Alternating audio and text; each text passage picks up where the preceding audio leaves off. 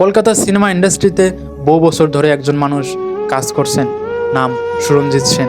প্রায় 20 বছরেরও বেশি সময় ধরে তিনি অনেক জনপ্রিয় ছবিতে খলনায়কের চরিত্রে অভিনয় করেছেন। বড় বড় সুপারস্টারদের সঙ্গে একই ফ্রেমে দাঁড়িয়েছেন। কিন্তু ভাই, সময় বদলায়, ইন্ডাস্ট্রি বদলায়, আর এক সময় কাজ কমে আসে।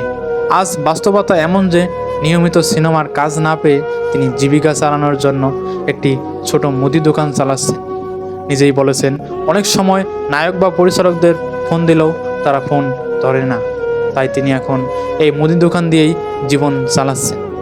এই গল্পটা থেকে আমাদের শেখার আছে অনেক কিছু, কারণ তিনি ভেঙে পড়েননি, কারো কাছে হাত পাতেননি, কাউকে দোষও দেননি।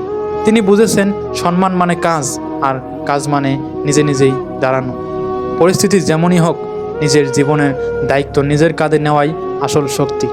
এই গল্প আমাদের শেখায় জীবনে পরিচয়, খ্যাতি, যোগাযোগ সবই সাময়িক, কিন্তু নিজে কিছু করার মানসিকতা থাকলে মানুষ কখনো হারিয়ে যায় না।